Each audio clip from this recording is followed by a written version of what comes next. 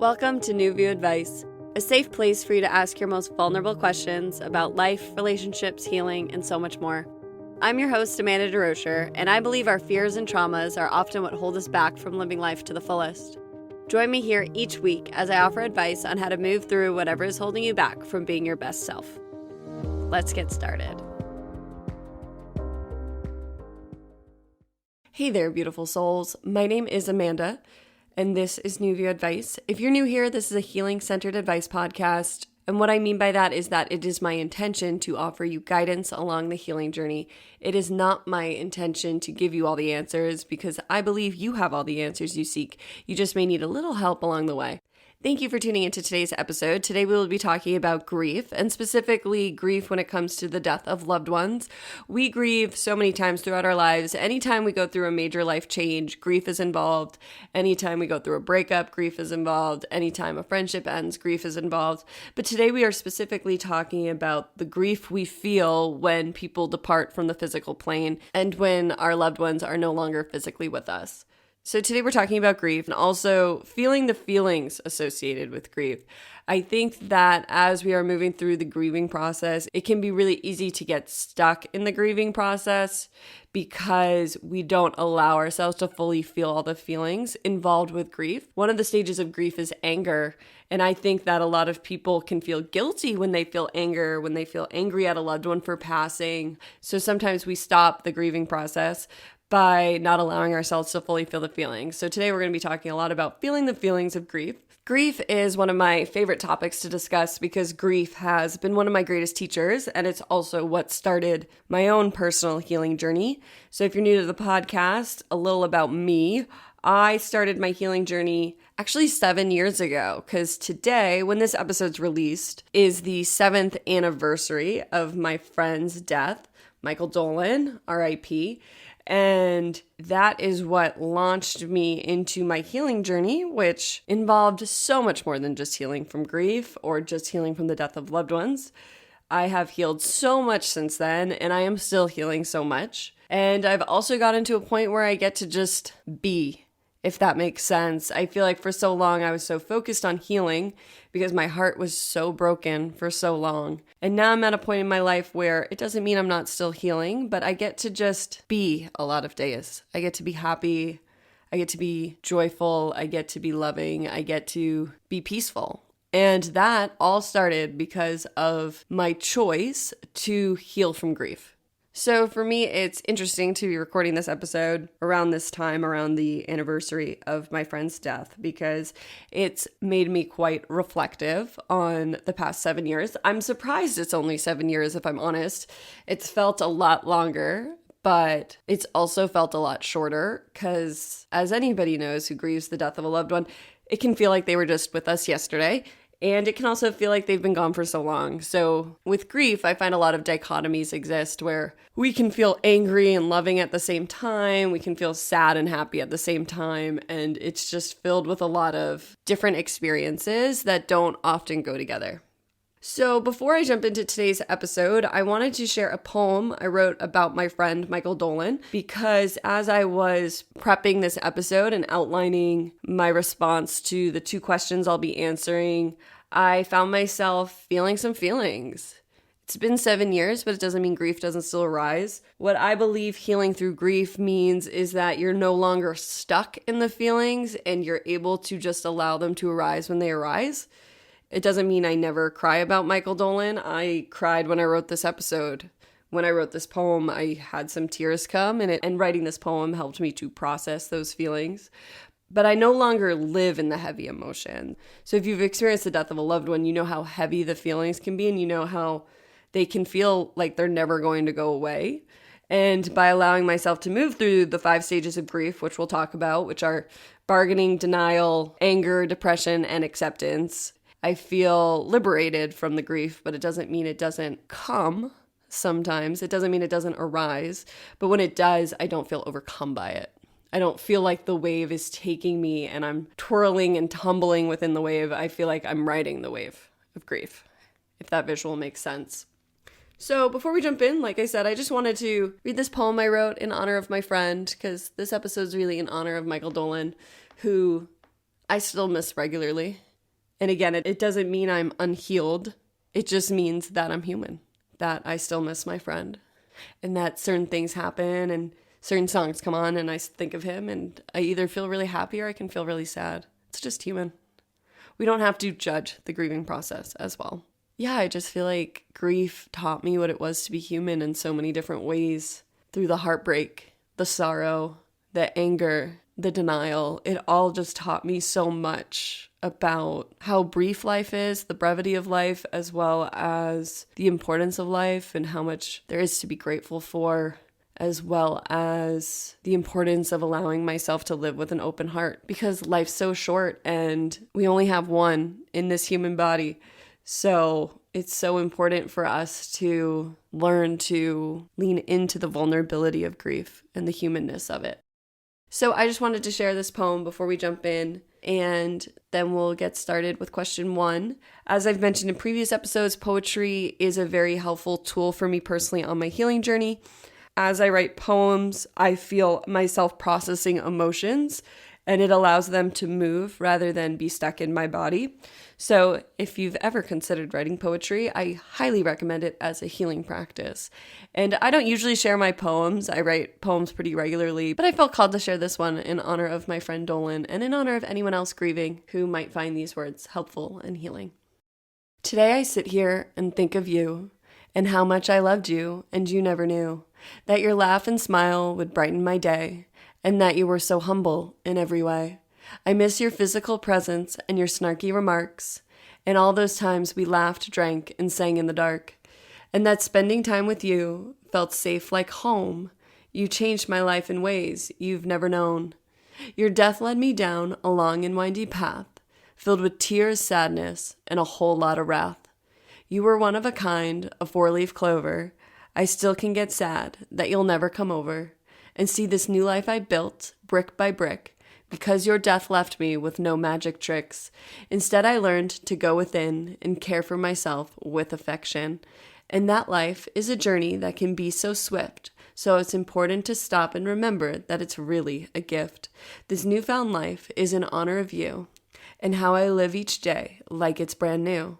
So today I remember you with a smile on my face and think to myself that by God's grace, I got to know you for a brief time in my life and that I'll see you again in the afterlife. Thank you for being an incredible friend. You'll live on in my heart until the very end. Thank you for letting me share that with you. And with that, let's jump on into today's episode.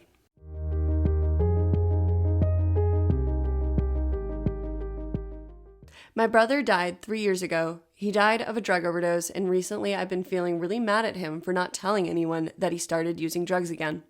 My brother had gone to rehab, but relapsed, and none of us knew. I know he had his demons, but I wish he had come to me. I often feel depressed, angry, and like I was a bad sister because I had no idea he was struggling.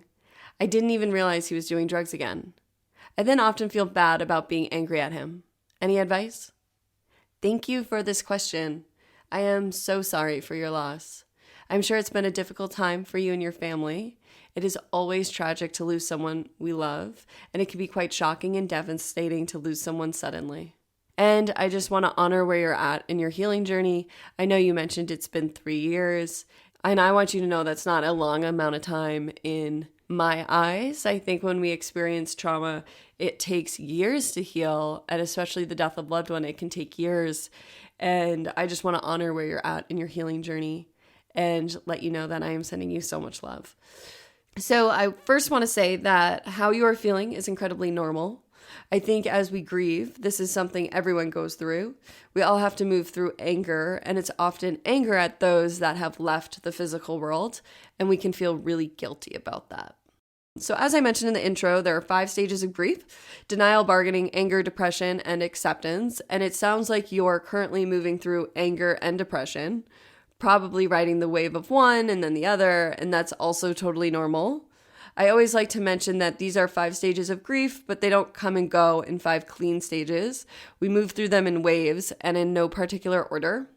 You can feel denial, anger, depression, then anger, then denial, then bargaining. There's no clean way to move through these. I think that the 5 stages of grief are really helpful to be aware of so that, for example, when we feel that anger, we know that it's normal and we don't judge ourselves for feeling anger because it's just a part of the process that everyone moves through. And I've found there's really no missing it.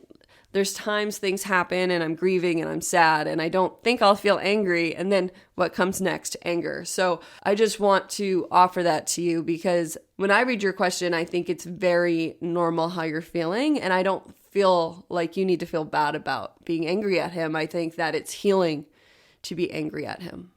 Because what we go through when we go through the grieving journey too is I think when people die, we put them on this pedestal of death and we view them for all their amazing qualities, which the people who die in our lives, who we loved, had amazing qualities. But the anger phase comes when we recognize the humanness of their journey, when we admit to ourselves they weren't perfect. And that's devastating. We can even feel angry just for them dying.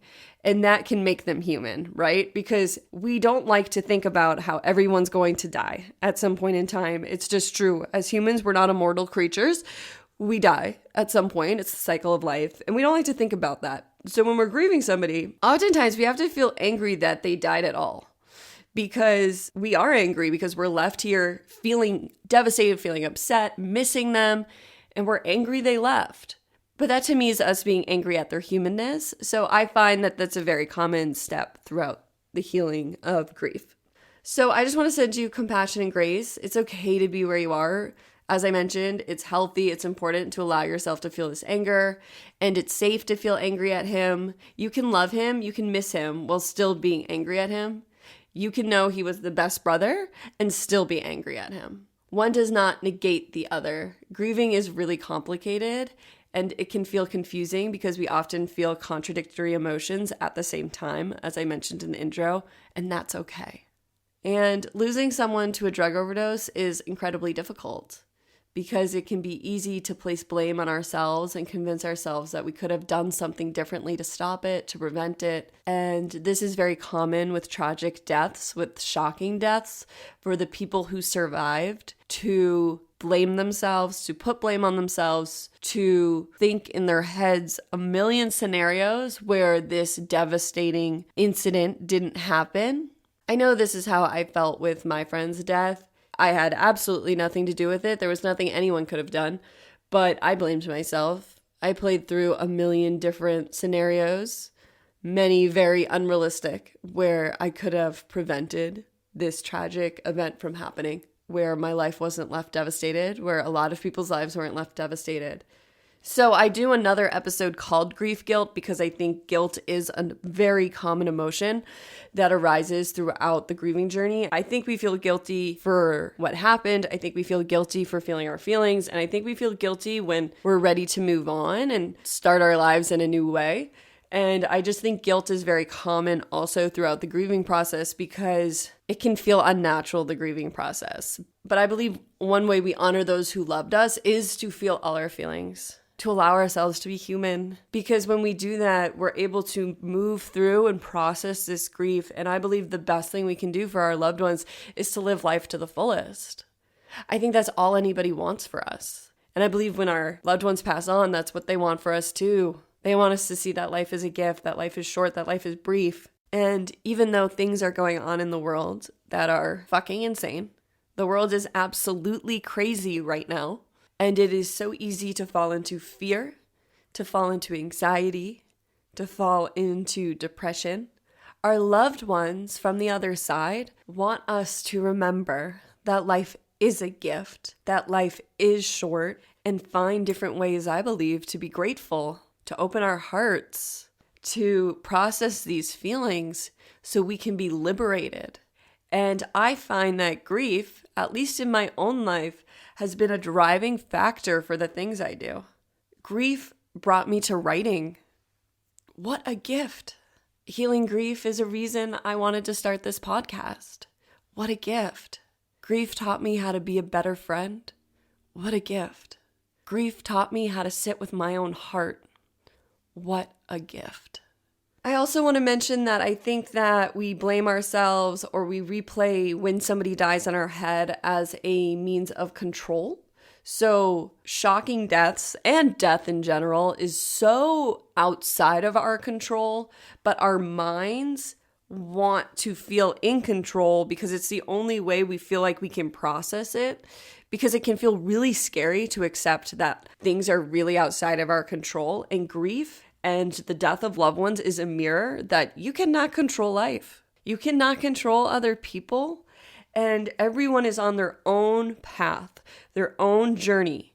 The human experience is an experience where we each get to experience life how we so choose. Grief and the deaths of loved ones can feel so shocking to us because of that realization of how out of control life is. So the first time we lose someone who meant a lot to us, it can feel so shocking because our human awareness can't comprehend at the beginning what it feels like to be so out of control, because it's a mind flip where if you've been trying to control life for a really long time, which I know I was before I began my grieving journey, I was trying to compartmentalize everything. I was trying to keep all these puzzle pieces away from each other, and I was trying to control my relationships with people. And when this death happened, it was like, boom, my world shattered.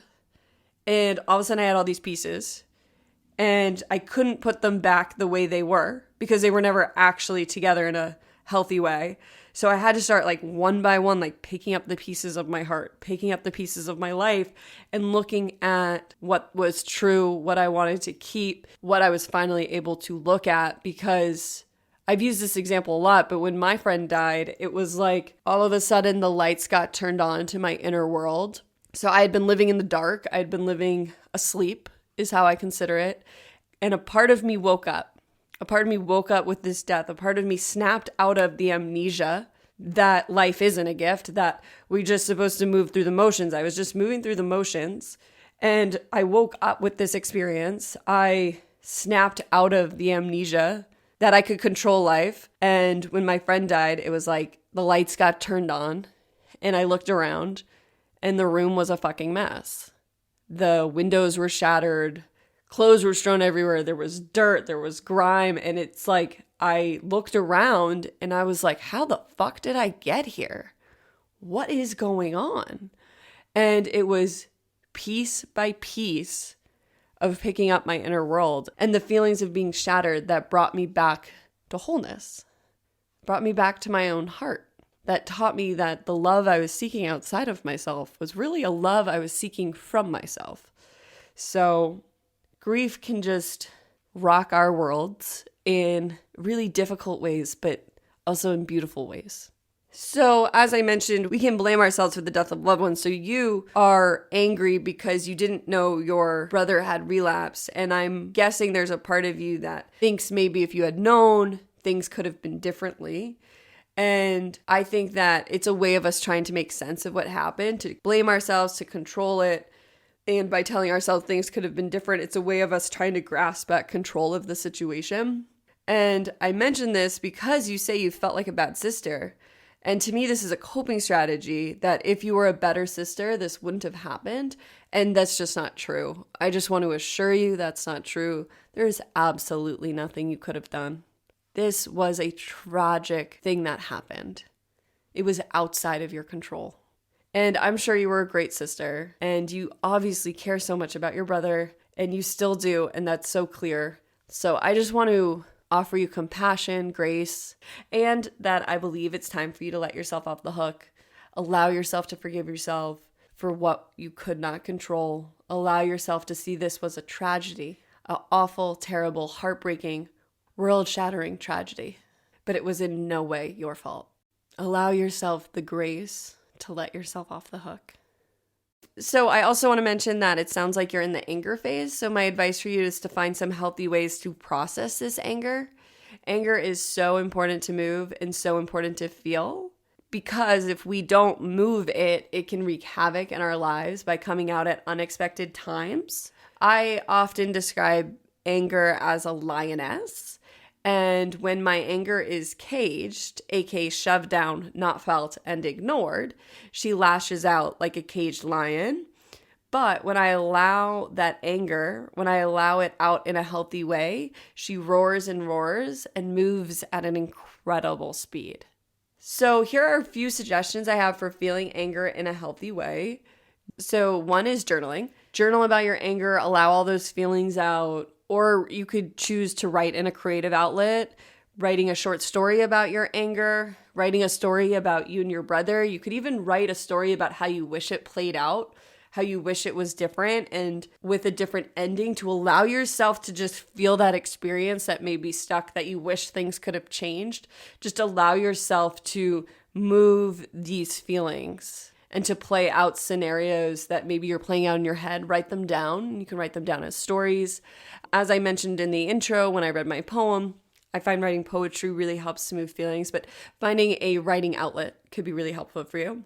Or if writing's not your thing, you could look into different creative outlets. I find painting can be really helpful to move anger, angry painting.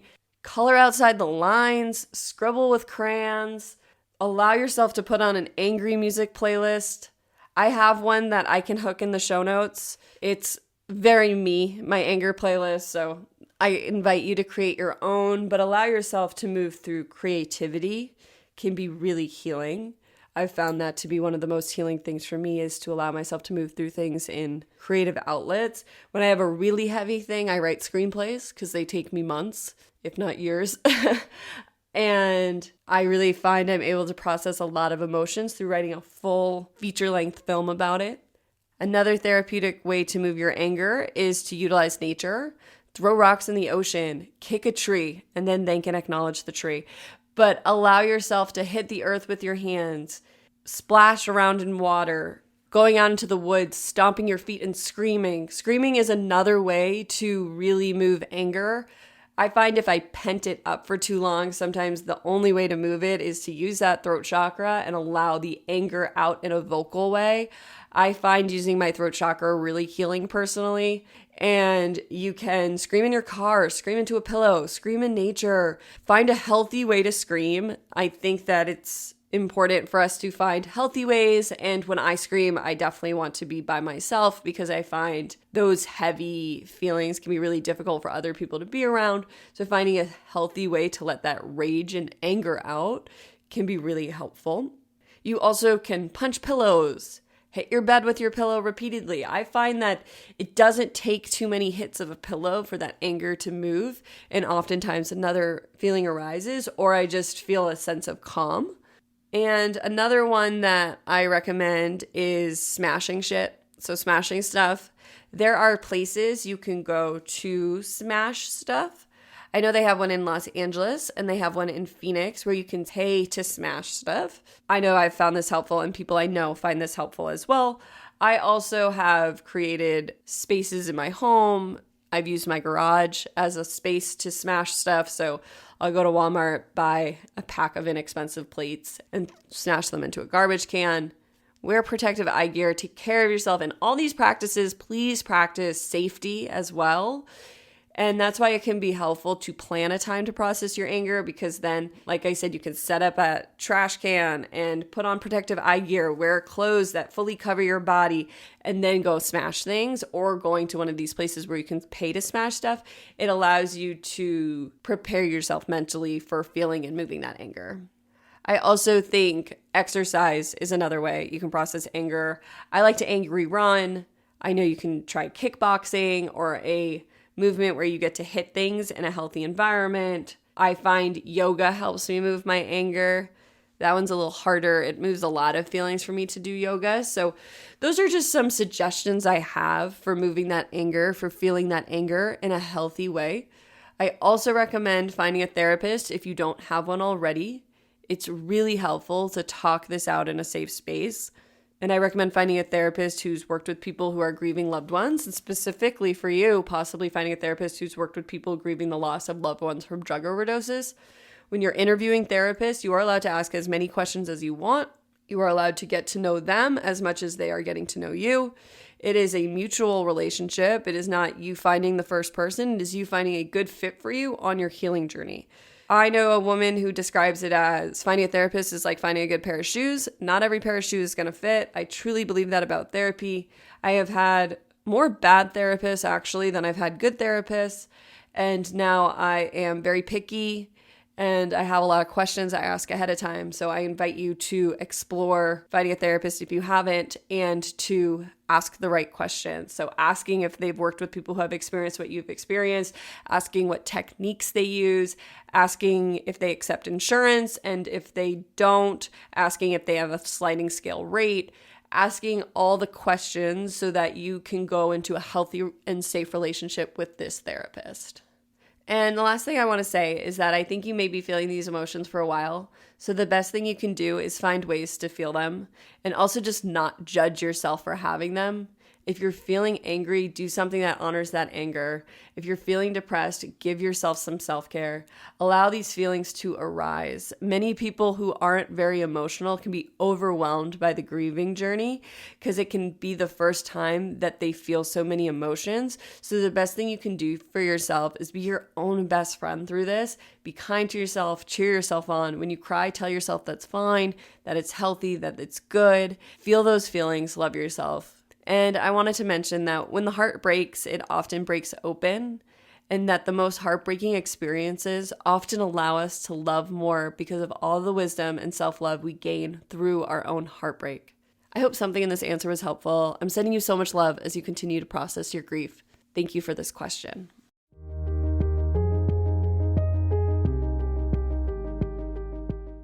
I listened to your podcast episode on grief. It helped me. Thank you. My mother died 6 months ago, and I still miss her every day. She died of cancer, so even though it wasn't unexpected, I still didn't think she'd actually die until she was gone. She was my best friend, and I've been having a hard time processing her death. Will this feeling of grief ever go away? What can I do to feel it less? Thank you for this question. I am so sorry for your loss, and I am so sorry to hear of your mother's passing. Losing a parent is never easy, and it sounds like you two were close, which I'm sure makes this an incredibly difficult time for you. I also want to say that 6 months is not a long time, so I'm not surprised you still miss her every day. I just want to say for anyone out there who's judging themselves for the length of time it's taking to heal, please don't. This could take years. It could take forever. Don't judge yourself for where you're at. I have had other people mention that 6 months or even less is a long time, and we should be over our grief or trauma within 6 months. I do not agree. I think that it's never less than a year, because a year will be filled with all the firsts. First Christmases without them, first birthdays without them, first anniversary, first time you hear that song that makes you think of them, first time you go on vacation without them. All the firsts are within that year. And sometimes they come in the second year, but those firsts will oftentimes bring up feelings, bring up memories, bring up those feelings of grief. I'm just inviting you not to judge yourself, because I think that we're able to process grief and you don't have to be in pain forever. But it's when we let go of a timeline that it actually becomes easier and smoother to move through grief. When we keep ourselves on timelines, it often actually keeps us stuck. So it's not a helpful mechanism for healing to think that we need to be on a timeline.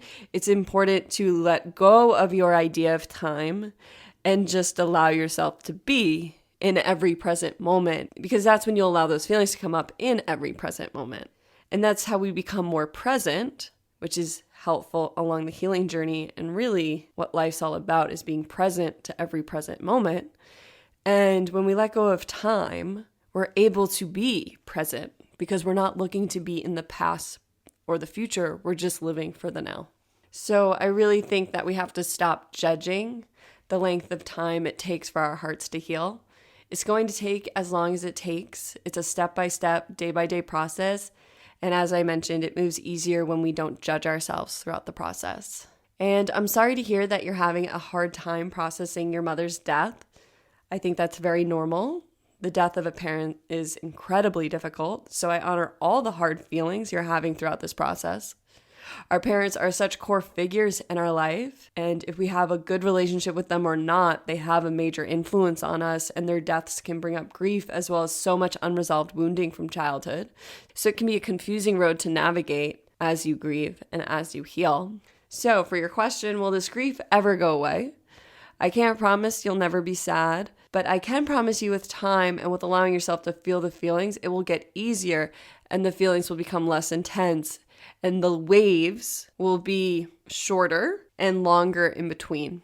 So it doesn't mean you'll never feel sad again. As I mentioned when I was outlining this episode, I cried when writing the poem I mentioned at the beginning. I actually was having a hard time answering these questions until I allowed myself to feel some grief, to feel sad, to allow myself to cry.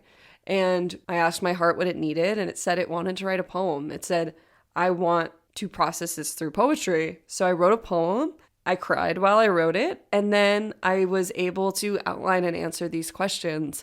And that's my process, is sometimes when these feelings arise, it's stopping what I'm doing and asking, what do I need right now? Because when I stopped and allowed myself to write the poem, I was able to move through the grief in about 15, 20 minutes, rather than it taking me days and hours because I was trying to force this outline.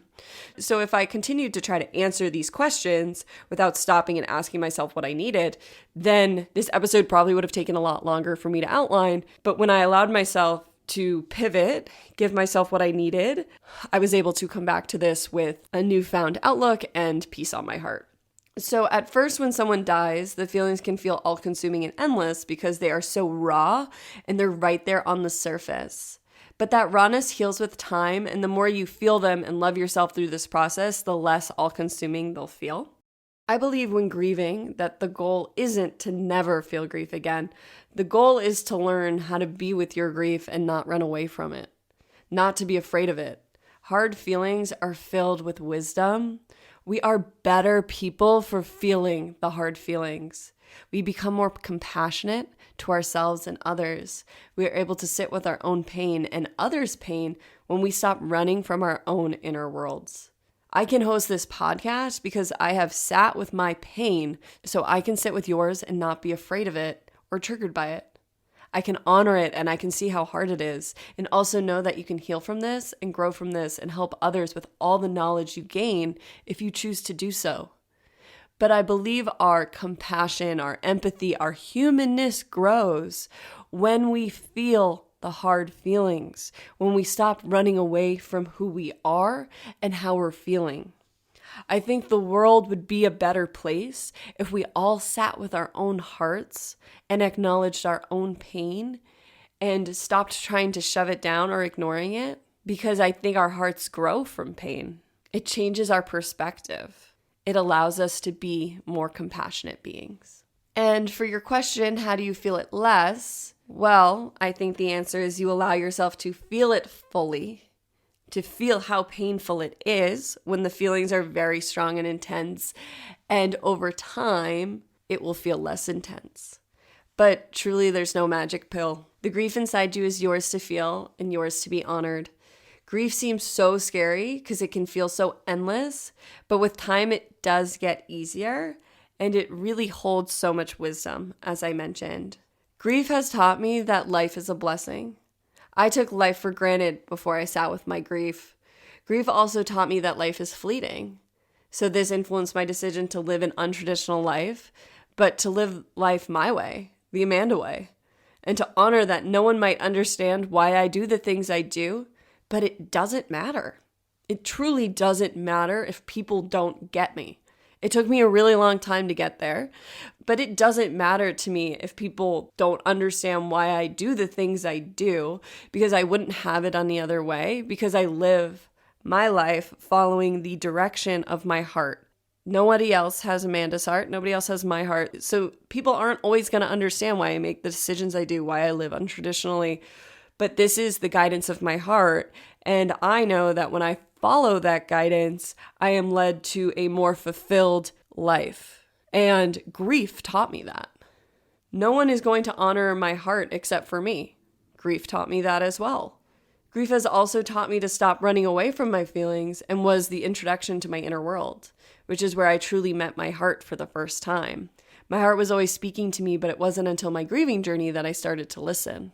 And I think that before we have moments where our life is shattered and where a lot of us consider them our quote unquote wake up moments, and we think we know ourselves.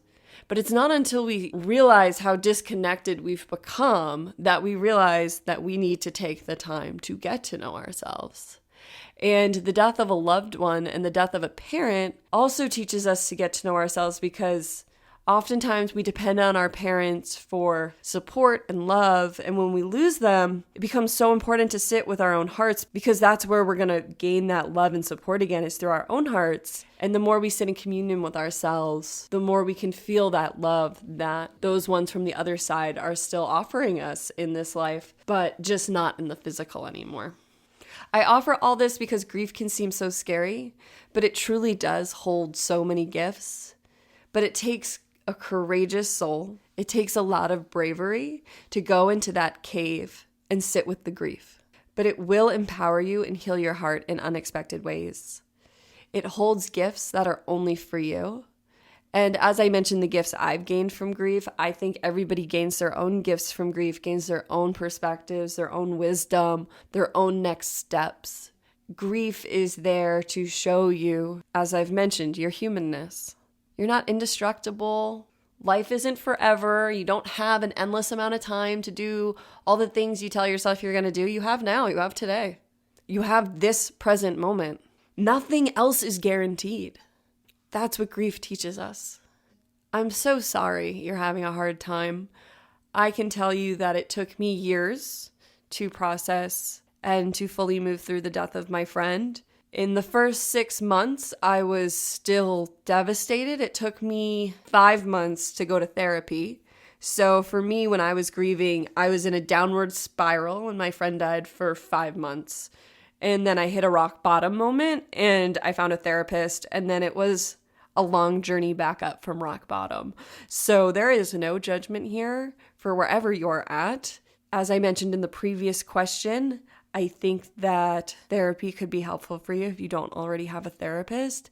And I truly believe if you can find a creative outlet to allow yourself to feel some of these hard feelings, it will help you to process the hard feelings you have. So finding an arts and craft, finding painting, writing, acting, an improv class, finding creativity will help you to process these feelings. And I find creativity helps us to process them in ways that can feel less painful.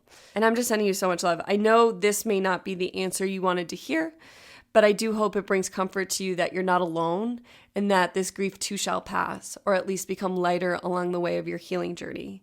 And I am sending you so much love. What you are moving through is not easy. Offer yourself compassion, grace, and I hope you are taking the time to do a lot of self-care. So allow yourself that time to yourself to give yourself ease. So that's feeling the feelings, that's journaling, that's meditating, that's bubble baths, that's spending time with friends and family who fill your cup up. Allow yourself to not always have to be the most quote-unquote productive. Allow yourself instead to just offer yourself whatever you need, because 6 months really isn't a very long time. And allow yourself that. Allow yourself to know that and to continue to give yourself the things you might have been giving to yourself in the first month after your mother passed, and maybe even the second month. Allow yourself to continue to offer yourself self-care, self-love, self-compassion. I am sending you so much love. Thank you so much for this question.